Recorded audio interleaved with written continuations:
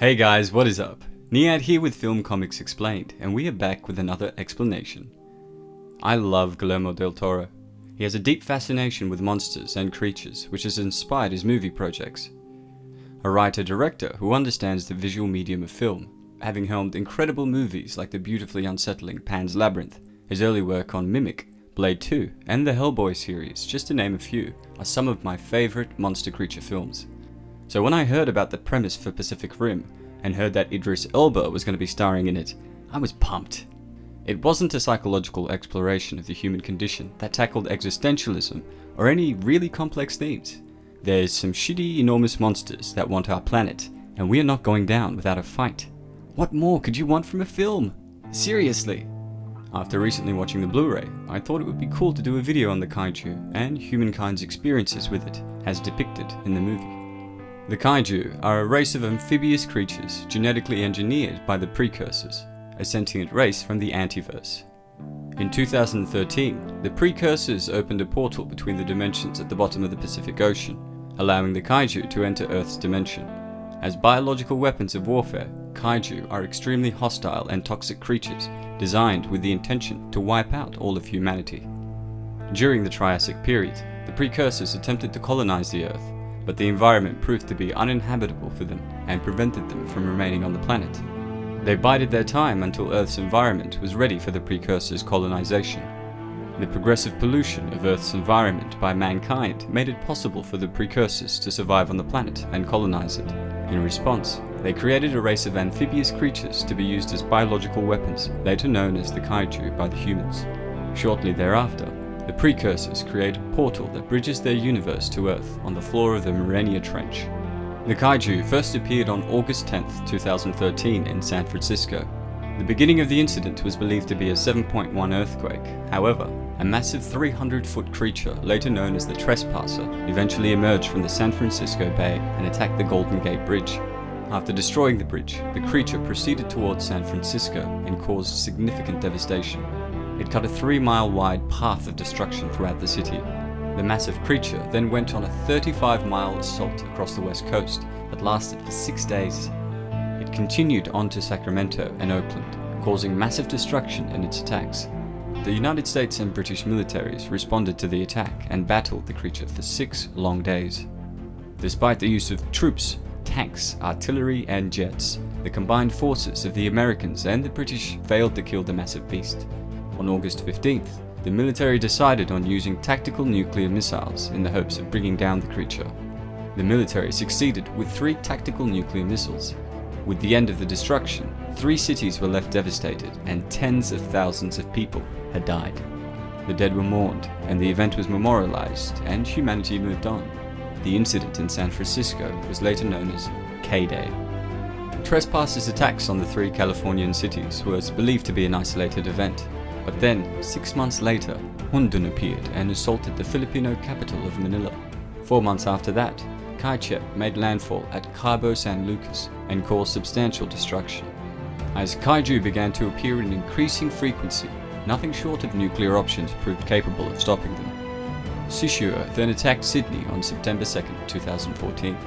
As the creature neared the city, the Australian military lured it away and deployed a nuclear missile against it. The attack failed, and the creature proceeded towards the city and began laying waste to it. After 3 days, the military again lured the creature away from the city, hoping to deploy another nuclear missile against it while sparing the city of the effects of the nuclear fallout. The missile was deployed, and though it killed the beast, half the city was also destroyed by the blast. It was clear that continued use of nuclear weapons was pyrrhic. The environmental devastation was far too great a cost. After the Sydney attack, Dr. Jasper Schoenfeld began to contemplate how to protect the populace without resorting to nuclear weapons. Inspired by his son's robots and monster action figures, Schoenfeld and Caitlin Nightcap managed to create a prototype that would lead to the full production of the Jaegers. Numerous kaiju attacked various cities along the Pacific Rim and were met with the resistance by the Pan-Pacific Defense Corps and their defensive Jaegers. Over the next 5 years, kaiju slowly adapted to the Jaeger's strength. However, it was the belief of the Defense Corps that the invading creatures were losing to the combined efforts of humanity. they remained unaware that the Kaiju's specific reason for attacking large cities and populaces was to cleanse the environment of mankind. While the first wave of Kaiju were merely scouts, it was the next wave that were the exterminators. The information provided by the Jaeger battles allowed the precursors to create Kaiju with specific abilities and strengths in a series of waves. In accordance to their increasing size and strength, the Defense Corps started using the Serizawa scale. The Serizawa scale measures water displacement, toxicity, and ambient radiation levels given off by their bodies when they pass through the breach. By 2020, Category 3 and 4 Kaiju were becoming common. February 2020 marked the beginning of the Defense Corps' downfall in the war against the Kaiju, when the Category 3 Kaiju, Knifehead, exhibited the learning curve that allowed it to partially destroy the Mark III Jaeger, Gypsy Danger. As the Kaiju began to best the Jaegers, the United Nations put into motion plans to create a wall that would isolate the Pacific Rim from the rest of the world, in the hopes that it would stop the Kaiju from spreading.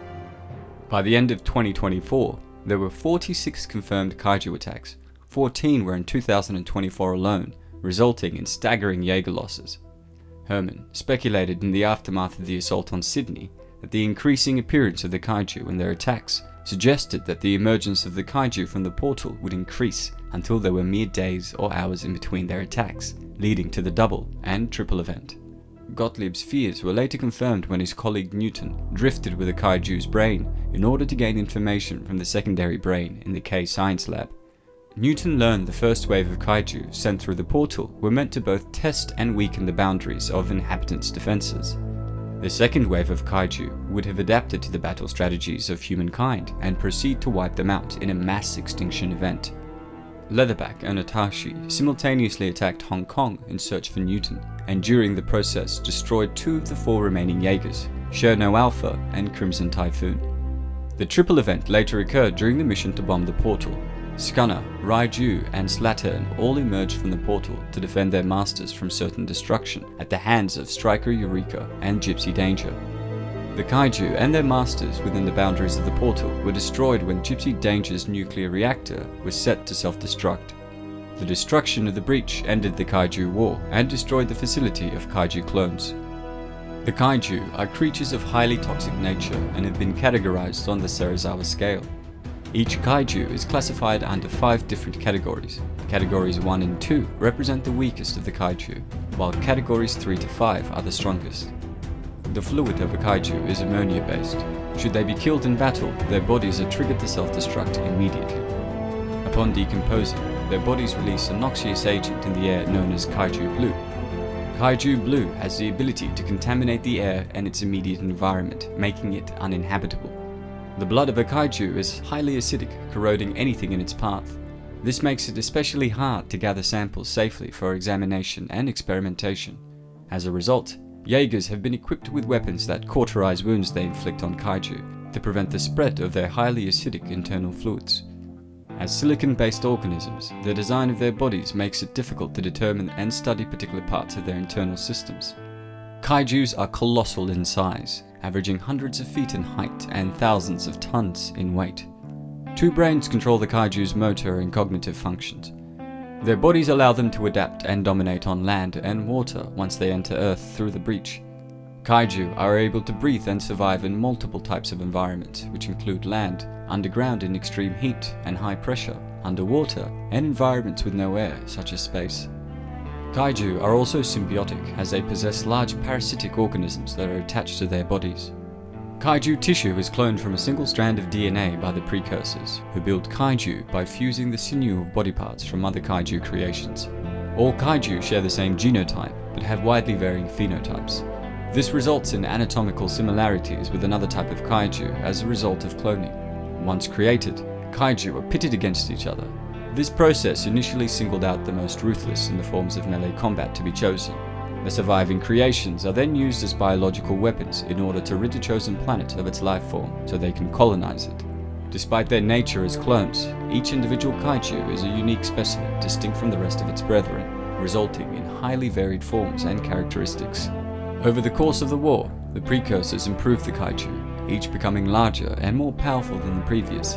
Later specimens like Otashi and Leatherback possessed unique biological weaponry such as acidic spit and electromagnetic discharges, in addition to the standard kaiju's size, strength, claws, and teeth. K-Science officers speculated that kaiju are attracted to cities, locking onto centers of population by following urban runoff. Kaijus are highly aggressive creatures, especially when engaged in combat. They are not clumsy, nor do they have limited intelligence. Working through a hive mind system, the kaiju can communicate instantly. This is similar to the way rangers communicate in the Drift.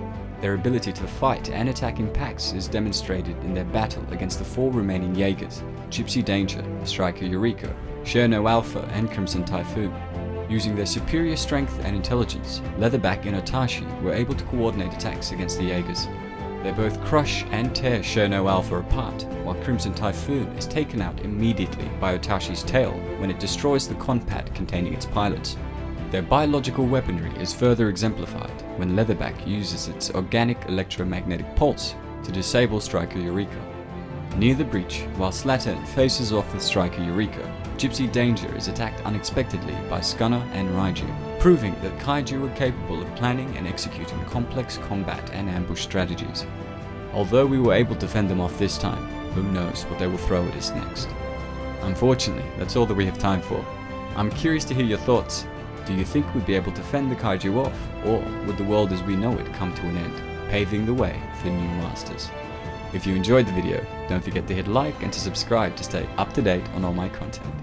As always, it's been a pleasure. Nihat here with Film Comics Explained. Thanks for stopping by.